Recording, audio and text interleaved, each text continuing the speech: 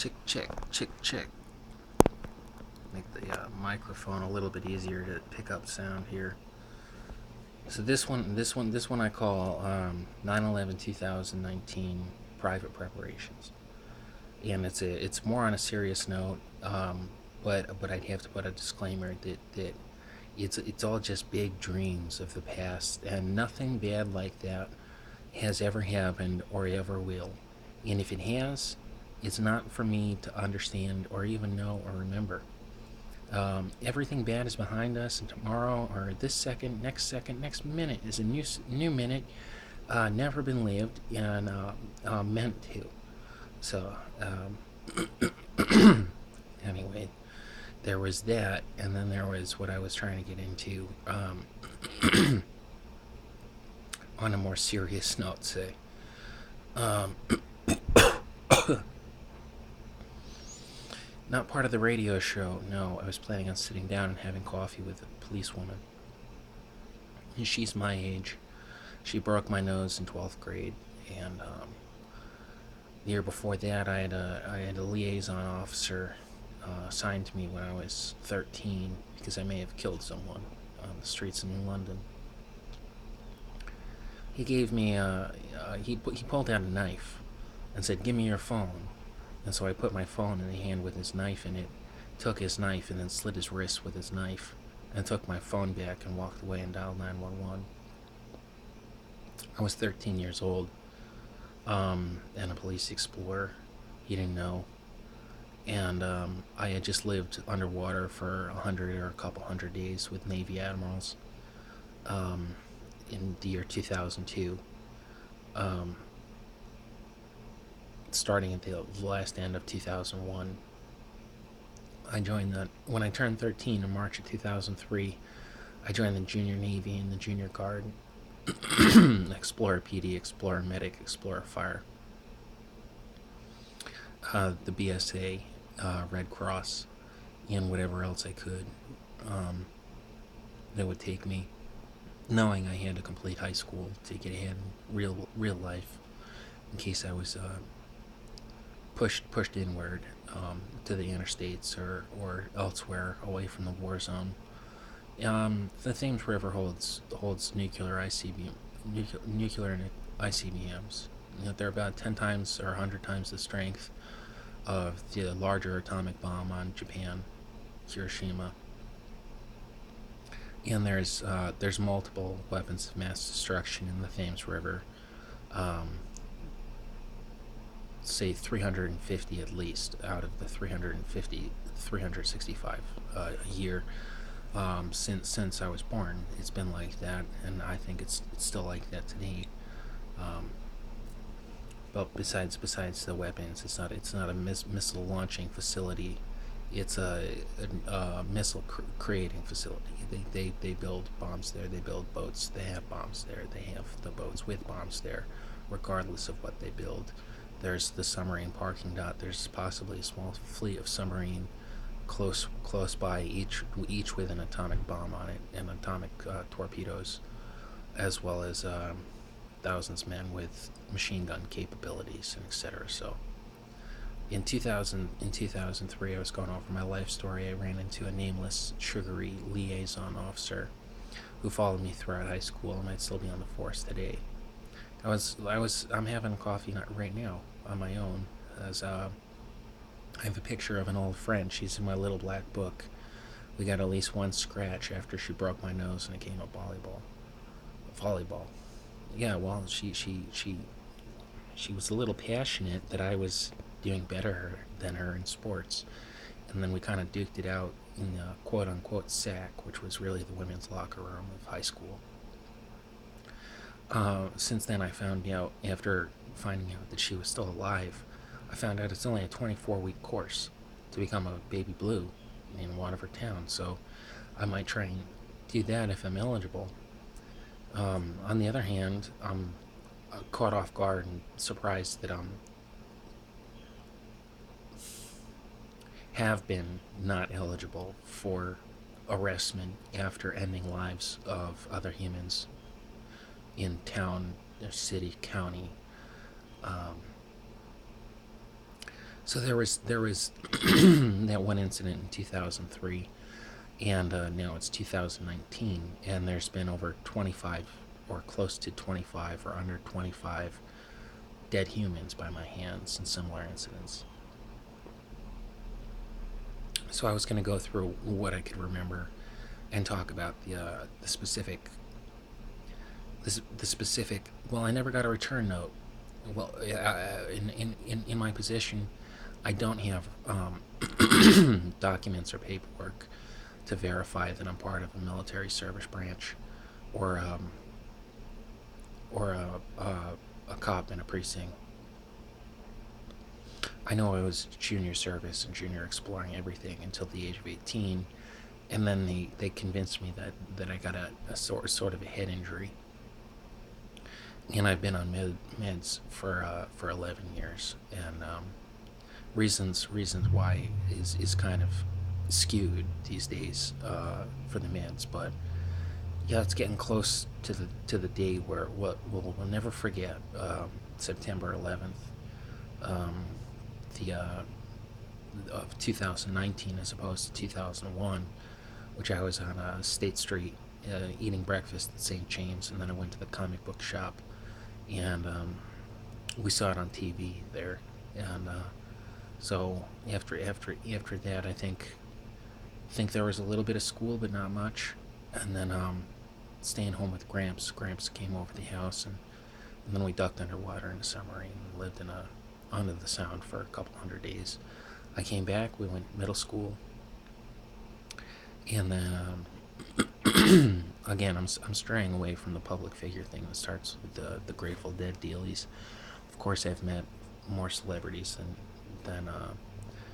well, I've met about 10 or 12 celebrities now, that I could call friends, since dating Keelan Garcia years 1990 to 2006. We were sex mates and our potential husband and wife, suppose.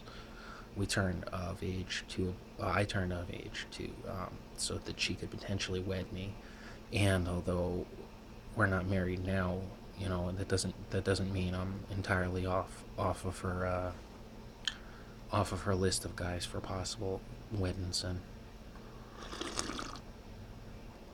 this is Jerry Garcia from the Grateful Dead's daughter, born in 1987. So we went over that. We went over. There was me spending about 100 days with George Bush Jr.'s daughter, Pierce, in a similar fashion. She's of the same stature as Keelan Garcia, but a little bit older, which I wasn't really turned off by, and I suppose she wasn't turned off that I was younger than her by almost a decade.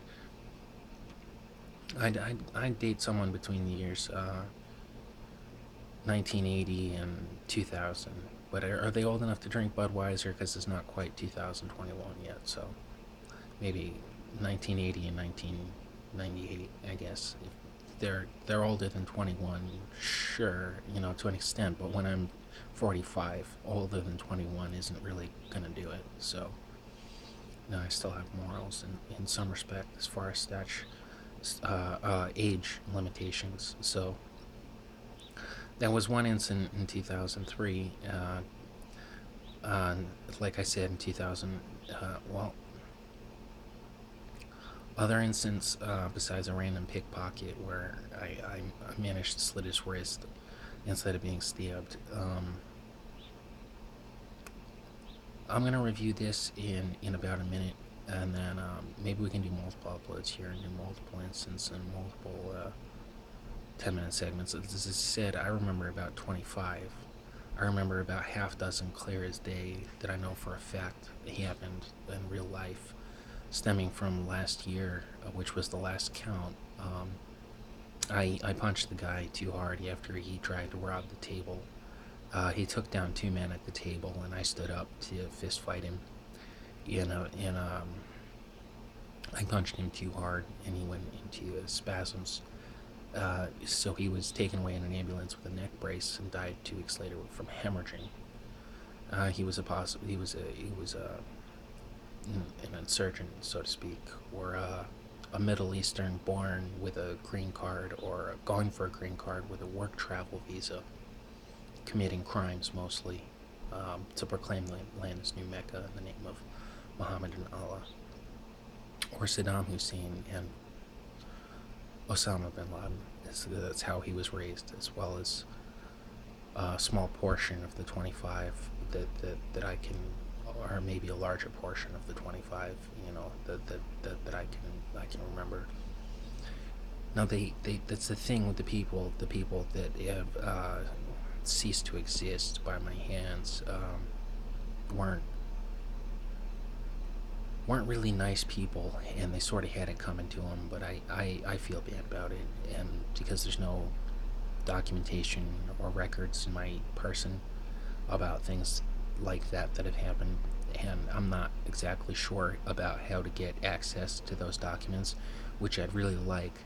I decided that I'd sit down and have coffee with a town blooper my age, regularly, probably until we could figure something out. Um, I mean, because I think they have access to those documents, and me being a town resident, I think, helping, lending a helping hand would be giving me a copy of. It's not that they can give me. It's not that they can give me accommodations, pin badges, or medals or anything if they find out that I am in a service branch, but at least they can sum up and give me a direction as to which service branch I'm in. Now that might be some confusion by ending human lives, in real life, with my person, whether it be with my bare hands or with a tool. Um, but at least they can say, you know what, you've had a hard time here. You're just as far as we know, you're just a civilian that's been innocent, free to go. Um, on what in your eyes from time to time we could see as you considering yourself a murderer, it was definitely killing. Um, innocent from killing people. Yeah, I'm not sure how that works these days, but I guess the law enforcement agrees with me being innocent and free to go after killing about 25 people in the county. Um, I still remember shoveling up girlfriend's mom's corpse back when I was in high school. I remember picking up my neighbor's body when she was shanked to death in the parking lot that I still live right next to when I was in high school, being covered in blood, showing back up at my parents and the neighbors, covered in blood. Her wife, her husband, and his son. Um, I said, she's dead. He said, well, let's go make sure.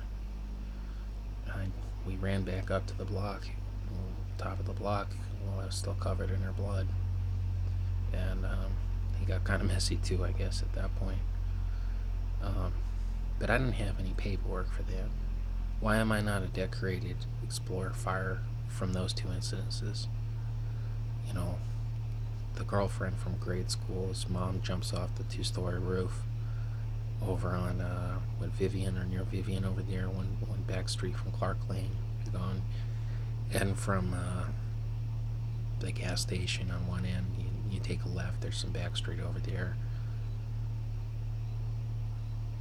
Why don't I have any documents or accommodations? Why am I not a decorated junior serviceman? Or why am I not have a uniform right now with pin badges on it of some sort? I'm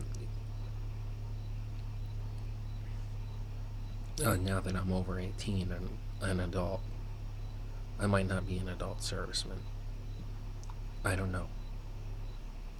I've been told that I might be exonerated because of being deputized by military personnel, um, case by case for all 25 killings for sure.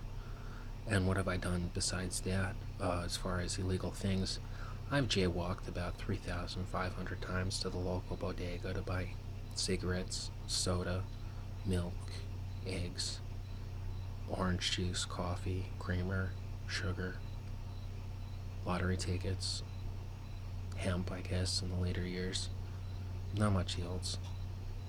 What have I really done wrong, against the law, besides sanctioned kills authorized by military or police branches under deputization, before or afterwards? I don't know. I don't know how that works. I don't know how any of that works. Oh, between 2003 and 2008, yeah, hot shot. He gets a shield, he gets a fire helmet, and he gets a pair of paramedic galoshes all at the same time, as well as some Coast Guard whites and some Navy camo, and then he gets an Army Ranger sniper rifle in the NRA, and a Life Scout in the BSA, and he gets an A on his final in physics in high school. And he's been boxing since the age of 5. But where's the ring for the junior Navy boxer? Where's his private submarine tutor that he had with Grandpa from 1994 to 2003, and all things to teach him how to pilot a submarine?